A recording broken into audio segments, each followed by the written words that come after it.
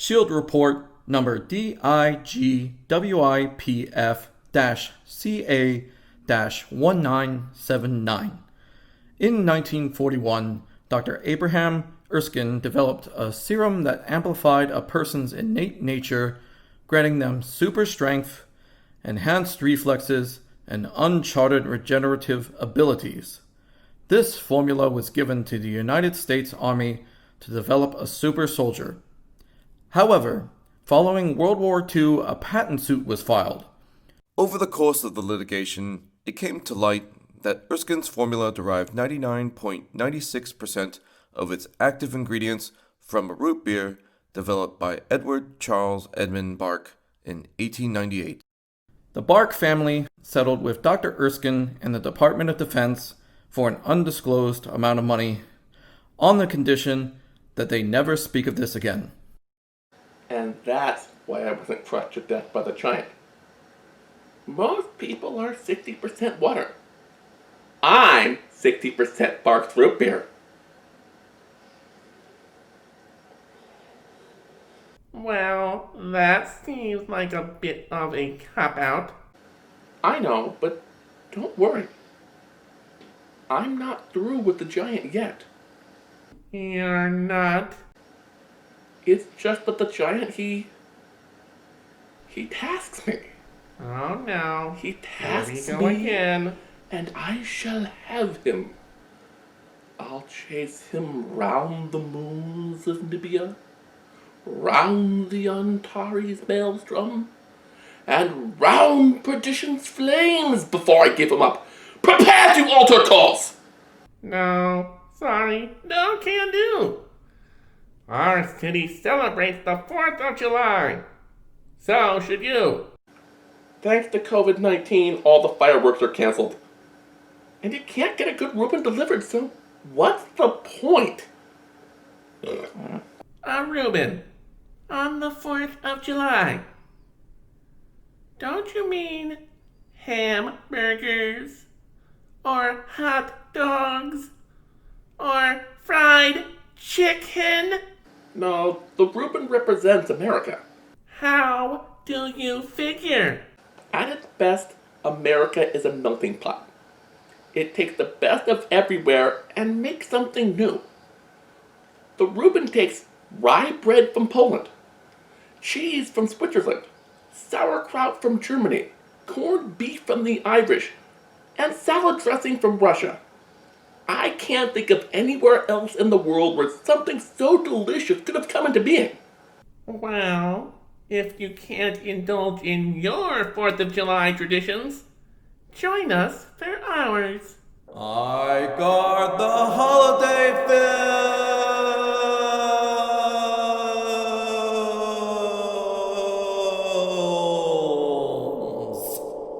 How many times have I told you not to do that?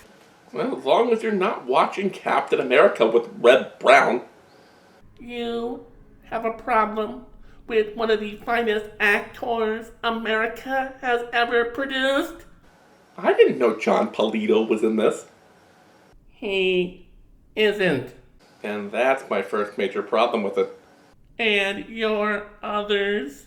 Well, if you must know, our story begins with a full-on 70s TV opening, a long helicopter shot following a van. It kind of makes you think this is the footage they got on the way back from shooting the opening to MASH. This being the golden age of TV theme songs, the opening number is rockin' and catchy as hell. It's simply amazing. It's too bad 70s TV movies weren't known for living up to the promises of their opening music. The guy in the van pulls up to a shack by the beach. I can't tell if this is supposed to be a surf shack, a cafe, or a bait shop. But this was the 70s, so the three were pretty indistinguishable. If that guy is supposed to be Steve Rogers, then Captain America is a beach bum. And yep, his pal who runs the surf shack calls him Steve-O and welcomes him back from the Marines. The Marines. I will accept a lot of changes to Captain America. Make him a hero in the late 1970s instead of the early 1940s, fine. Have him fight the KKK instead of the Nazis? I'm okay with that. But having him be a jarhead instead of an army grunt? Them's fighting woods! Steve asks if he has any mail waiting for him. Come on, man, you've been away for at least a year. You're gonna have, 800 Burger King coupons, 5 electric bills, and your rent is 18 months overdue. You know what they say about Marines. First one's in the field, last one's paid. He's so hard up for cash that Steve has to pay for that P.O. box with the original sketch he did. But his pal seems pleased. He's only gone long enough for the director to let us know that some creepy guy is following Steve. Steve looks at his mail and he notices he has maybe 8 letters from some guy named Simon Mills. He doesn't know him and doesn't know what his deal is, and he kinda wants to find out. After he surfed every wave on the ocean. He also gets a letter from his friend Jeff that seems urgent, but you'd never be able to tell from the amount of emotion Brown puts into the role. Because, he makes Terry Kaiser's role in Weekend at Bernie's seem positively lively. Steve calls Jeff. Jeff is sort of being squirrely about things. He says, just meet me at my place at 9 p.m. Steve says, fine, I'll kill time visiting that Mills guy. We get another calm driving scene, but creepy guy is following Steve. Captain America faces his most deadly foe, road work. The construction crew sends Steve on a long detour. The creepy guy drives up to them, rolls down his window, and nods. They rearrange the traffic cones and let him take the regular route because... Hail Hydra? The construction crew drives down the street and attacks Steve. This leads to the slowest car chase ever. Worst of all, 70s or not, this is still Steve fucking Rogers. He obeys the speed limit, and heaven forbid Captain America make an illegal U-turn. Things are so slow that the bad guy set up an oil slick and it takes him 3 minutes to get there. Then we get a shot that is both slow-mo and dizzying as Steve tries to drive through it. Lucky for him, he manages not to go off the highway until he's at the lowest possible hill on the mountain, right where there's a barely concealed safety ramp to guide him to a halt. It takes hours for him to get there. It's sundown by the time he arrives. There's a big sign outside the government building that might as well say Top Secret Research Base in big gold letters. Mills introduces himself and tells Steve that he worked with his father. Everything this lab does is based on their work together, which involved a super steroid treatment that created a super hormone. Yeah, so I guess it makes guys pimply and awkward around girls. No, it's actually something called full latent ability gain. FLAG for short. It gives you super strength, super agility, super speed, cellular regeneration, and if you act now, they'll throw in super senses absolutely free. Mills has spent years trying to duplicate it. It sort of works on mice and gerbils. Well, it works for about 3 weeks and then kills them, but science! However, Mills thinks he solved the problem. Steve Rogers Sr. based the formula on his own glands, so it stands to reason that it would only work on one of his blood relatives.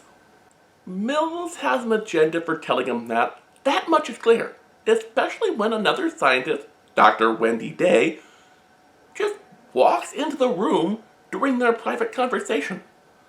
The way the camera hugs her as she saunters across the room, it's clear. She was going to be the will they, won't they love interest had this thing gone to series. Steve never realizes that it's Louisa Von Trapp. Probably because she said so long farewell to her awkward teenage years. Mills tells Steve that his father used the formula. He used the abilities it gave him to fight crime. He even had a code name, Captain America, and now, because they have no other choice, they want Steve to take up the mantle. But he says he just got back from Vietnam 2 days ago. You know, the war that ended 5 years ago? Anyway, he's done his bit for God and country, and he just wants a normal life. Maybe a chance to catch up on some surfing with his friends. In spite of arriving by van, Steve ventures off by motorcycle. He goes by Jeff's house. He knocks on the door and no one answers, so he just walks right in. He looks around. He even goes to that room where Mr. Belvedere writes in his diaries, but it looks kinda trashed. It takes him forever to notice that dying guy in the corner. The guy whispers, "Steve, Catherine, please." But it sounds less like a plea and more like a pleasant flashback to a whole other kind of movie. Cut to Andreas Oil. The creepy guy drives up to the security gate and is just let in. At first I'd think he was the CEO, but the guy he's reporting to has a better suit on. It turns out creepy guy is a henchman. His boss, Mr. Brackett, is kinda pissed. It turns out he needed some sort of film from Jeff. The goons say they didn't mean to kill him, so I guess killing a guy is a bit like getting little puddles of milk on the table when you're trying to dunk Oreos. It just sorta happens. They say, "Oh yeah, by the way, as we were leaving, Steve Rogers showed up." That's right, these are the same numbnuts that caused the oil slick. In this movie, there are about 5 criminals in all of LA. And 4 of them are so incompetent that they can't even steal a roll of film. Brackett seems to know all about the flag serum, Steve Rogers, and a whole bunch of other shit. He seems to think that Steve Rogers getting the flag serum is inevitable. How or why is not exactly explained. It sort of feels like it should be, but nope. This is what you call failed pilot syndrome. Brackett storms off to talk to his mad scientist.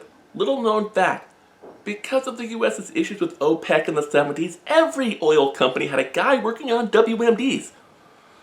Brackett just wants to know how his neutron bomb is coming along. Without that film he was supposed to get from Jeff, it's just an expensive paperweight. The cops go to Jeff's house. Along with them is Mills. It turns out his crew kinda sorta consult with them on any case that might be considered top secret. Jeff had access to some classified materials and it looks like he might have been giving it to someone. Steve doesn't believe it. Mills says with all the shit that Jeff has gone through over the last year, he can't dismiss the idea outright. At this point, we get to where the top of the hour commercials would have been. Since those are known to cause amnesia, we get a few lines of dialogue recapping the entire plot thus far. We only get one new piece of information. That Jeff's wife died over a year ago in a plane crash. Looking around the office, they notice only 2 things are missing. Jeff's day planner and his camera. After they've been there for about an hour, they let Jeff's daughter Tina know he'd been murdered. You'd think that since her mom died just a year before, she'd be in hysterics. But nope, her one reaction is fawning over Steve. Steve wants answers. Mills says you can have them, but only if you agree to be the new Captain America. Steve says, "I'll think about it." And Mills says, Fine. Jeff took photos of the schematics for a bomb that could wipe out the entire population of LA and leave the building structures intact. Steve hangs around Jeff's house. He gets a call from a mystery man who tells him, "I'll tell you everything you want to know. Stuff Mills would never tell you. Just meet me up on Canyon Road." This gets us to another driving scene with a car chase. At least this one goes a little faster. But it's in the dark, and I mean very dark. It's easy to go fast on screen when you don't show both cars in the shot at the same time. No fuss, no muss, no green screen. But maybe that speed wasn't such a good idea. Steve drives off a cliff and his motorcycle go boom. Mills followed him. He gets Steve to the locker room of a YMCA, the hospital, and he sees no other choice. He can rebuild him. He has the technology. But he has a better idea. Steve is lying in his hospital bed, posed like Jesus on the cross. He's given the flag serum. What the fuck, man? Don't you need consent for a procedure like that? I guess not. And wait a minute. The serum was made by Project Rebirth. Very subtle. About as subtle as a laugh track. Mills tells Steve about the accident. Steve mentions the oil slick from earlier. Mills tells him you should have said something earlier. And Steve tells him, I thought you were a crazy person until we had that conversation at Jeff's house. Mills tells Steve he's glad he changed his mind about him. Then he tells him how he saved his life. Steve rightfully tells him to go fuck himself. The good news is that once Mills leaves, Steve has another visitor. The bad news is, it's this sleazeball. He kidnaps him and takes him to a meatpacking plant. He tries to beat the shit out of Steve and no effect. Then he tries hanging him from a meat hook. Steve just uses it as a zip line to go and hide. The goons start playing hide and seek with Steve. Only he beats the shit out of anyone who finds him, and he doesn't just do this barehanded either. He takes huge pieces of meat and beats them with it and, beats them with animal carcasses. Captain America is a straight arrow. He believes, do unto others as you have done unto you. Mr. Sunshine here tried to hang him up by a meat hook. So, that's exactly how the goons are left for the cops to find. Which they do because the first thing old Steve Areno does is call Mills. Cut to the seaside where Steve is drawing Wendy as she plays along the beach. Mills says, wow, you're really good. Steve says, no shit. I used to be a caricature artist on the boardwalk.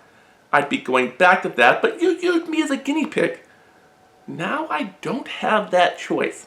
I'm either going to be dead in 3 weeks like those lab animals, or I'm going to be a superpowered freak. Which would mean I'd have a responsibility to the greater good.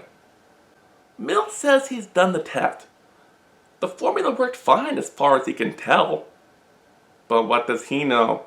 His doctorate is in 19th century American lit. Mills wants to know what it's like being Captain America. Steve says it's scary. Not knowing how strong he really is worries him. Steve wants to know what his father was like. Mills tells him people said his dad was corny. They called him Captain America as an insult. But he wore it like a badge of honor. He can't tell him anymore unless Steve decides to become an agent. Only 4 people would ever be allowed to know. Steve, Mills, Wendy, and Jimmy Carter. On the plus side, as an agent, he'd be given all sorts of gizmos. No, not that kind of gizmo. Steve seems a little uncertain about the idea. He'll do it just this once to clear Jeff's name. After that, they'll work something out. I guess it would depend on if a lot of people down by the pier want their caricatures drawn the day of the next terrorist attack. Meanwhile, the bad guys say something big is going to happen at noon. Brackett sends a bunch of them to keep an eye on Steve Rogers. The rest get sent to Jeff's house just in case they forgot something. You know, I'm always forgetting stuff when I ransack someone's home. Last time I forgot to check if Matt had any double stuffed Oreos left. Steve and Wendy are frolicking on the beach. They start making out. Simon likes to watch. Mills tells them he's learned a bit more about Jeff. The guy was a loser. He only had 3 friends. Mills, Steve, and Lou Brackett. Gee, I wonder if they found out who the bad guy is yet. Mills gets Steve to go back to base. The Gadget Boys have been busy the last 20 minutes. They fixed up the smashed motorcycle and van. Now the motorcycle can launch out of the van like a rocket. That's right, Thunderbirds are go, motherfucker. Along with it came a shield that doubles as a super duper ultrasonic frisbee. On top of that, a rockin' supersuit. It's the campiest, most 70s thing you could possibly imagine. apart from maybe the village people. Did the village people have a superhero in the group? If they did, it'd be Steve Rogers. We've gone a long time without any action, so we get this long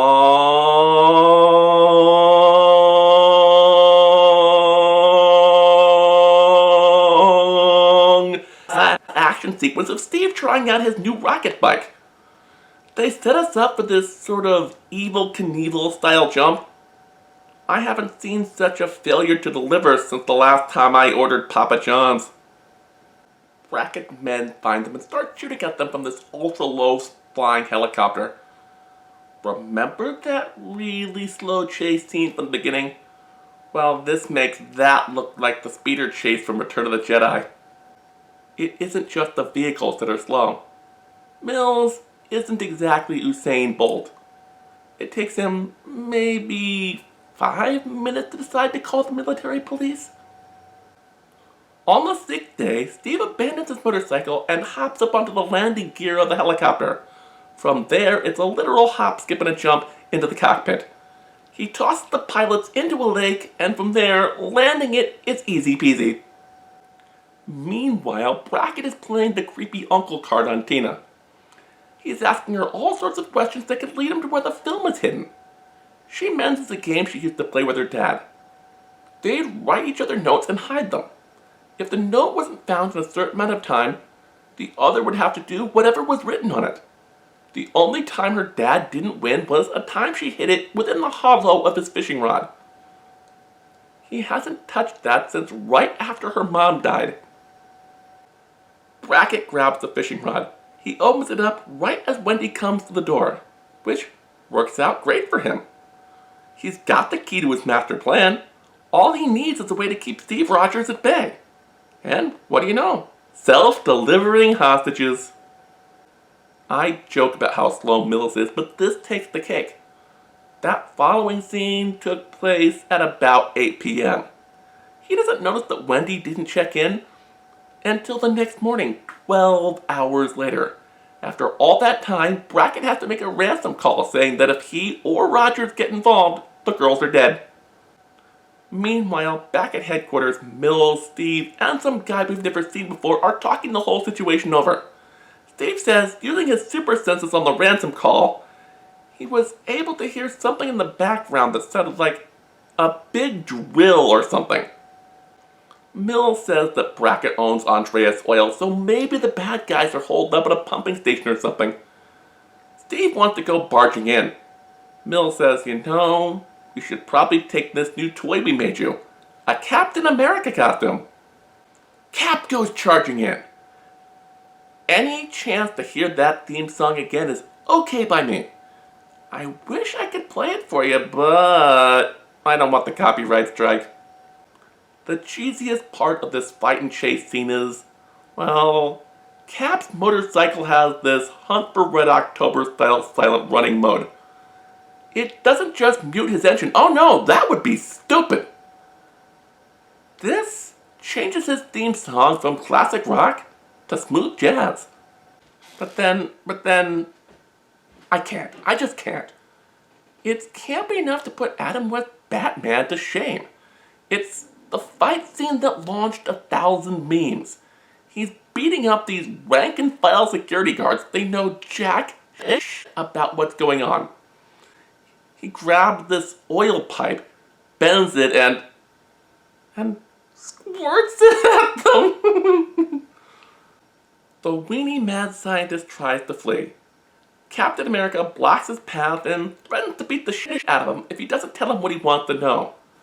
Bill Nye, the science guy, folds like an origami giraffe. He takes him to his office, gives him some documents, and directs him to where the girls are being held. Cap frees Tina and Wendy. He gives the document to Wendy. Now that he knows Brackett's absurd plan, he goes off to stop him. Mills uses his computer to track Andreas Oil trucks within 500 miles of LA. While he's at it, he decides to generate a list of potential targets. He looks at a list of literally 1,000 items and decides, yup, it's the State Gold Depository alright. Gotta be. Steve and Mills go up in a helicopter, For some reason, they put the motorcycle in the cargo hold. After they've been up there searching for a day or three, Mills goes, "How stupid of me.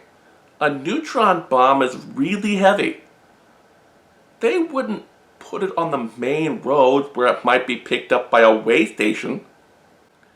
They start searching the back roads and find it right away. Then we get this long sequence of them looking for a place to land. When I say long, I mean long. It's giving me flashbacks to Gulliver's Travels. Or maybe flash forward to Star Trek the Motion Picture. Mills takes them down just long enough for Cap to rocket out of the helicopter on his bike.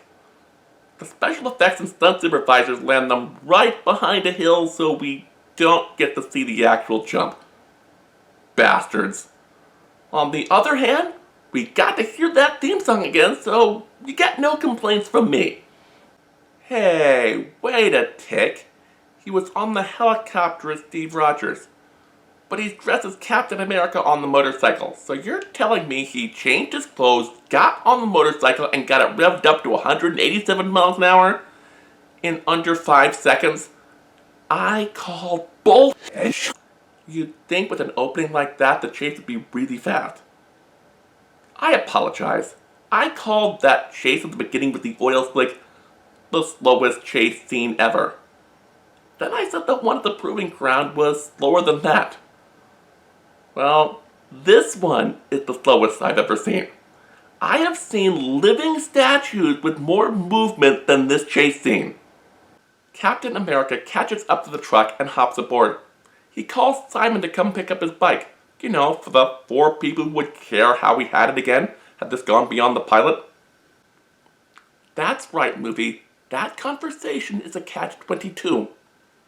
Since you included them in the climax of your fucking movie, I have to make fun of how irrelevant the details are. If you hadn't included it, I'd make fun of you for having Captain America leave a $250,000 rocket motorcycle in the emergency vehicles lane of the LA freeway. At first, I thought he was taking forever to break into the truck. Then I realized he wasn't even bothering. I guess the truck was a rental and they didn't have the budget for that kind of thing. He just bent the exhaust pipe into the vent for the cabin. Brackett starts wheezing, coughing, and passing out. I hope Steve Forrest, who played Brackett, wasn't an asthmatic. That would suck. Before you think that's too easy, you're right. Brackett is just awake enough to reveal a dead man switch. If he dies, so does every living molecule within 30 miles. But Mills prepared for this and starts training him. And that's sort of it. We get an out-of-left-field explanation.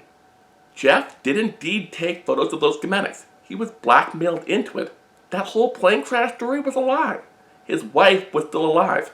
Andreas Oil was holding her hostage. Capturing Brackett meant she was set free. Steve has to explain this to Tina. I wonder how that conversation went. I've got bad news and good news. The bad news is, you remember how you thought your dad was killed in a random break-in? Well, it turns out it was a vast criminal conspiracy run by your Uncle Lou. The good news is, you remember your mom, the one who died last year? How you were just getting to that comfortable place on the Kubler-Ross scale where you could be a functional human being again? Yeah, about that. It turns out she's not dead. Steve talks to Mills. He says he's made his decision. He's going to be Captain America, but there's a catch. He doesn't want a modernized suit. He wants one just like his dad's. I think it was a stipulation of Reb Brown's contract. He wanted to do at least one scene in a Jack Kirby-inspired costume. And your verdict? No!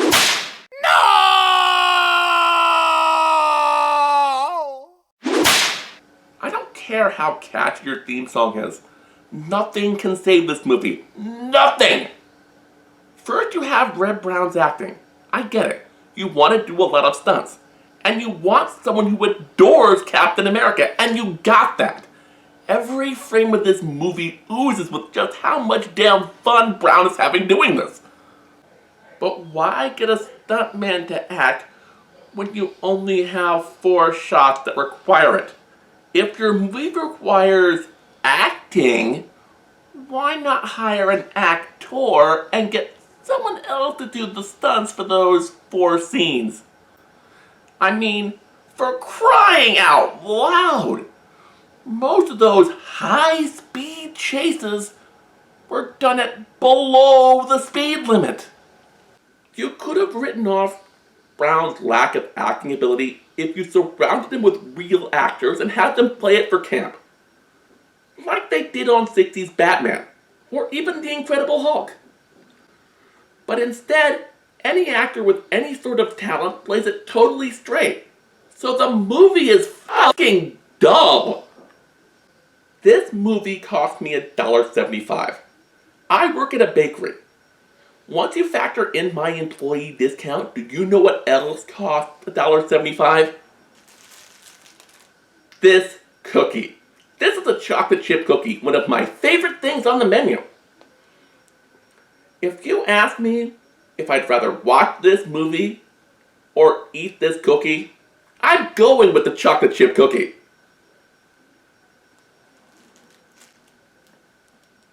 This, on the other hand, is oatmeal raisin.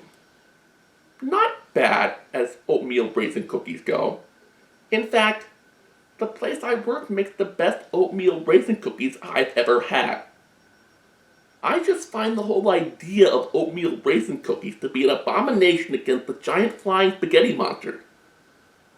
So if I had to choose between watching this movie or eating this cookie, which would I pick?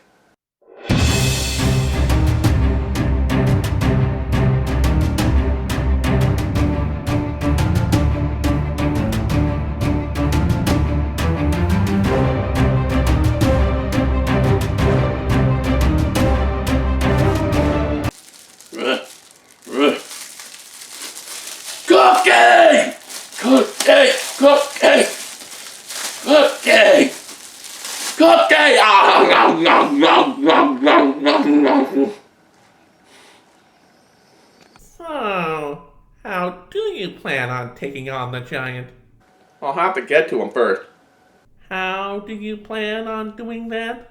I don't know, but I have noticed something though.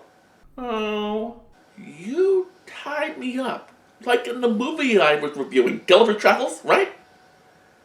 And I was healed by a can of Barks acting like the super soldier serum. your point? All I have to do is find out what our next movie's gonna be, and I should be able to come up with a plan. And what is your next movie? I don't know. Hey Google, open a hailing frequency to Matt, on screen. Ghostbusters, what do you want?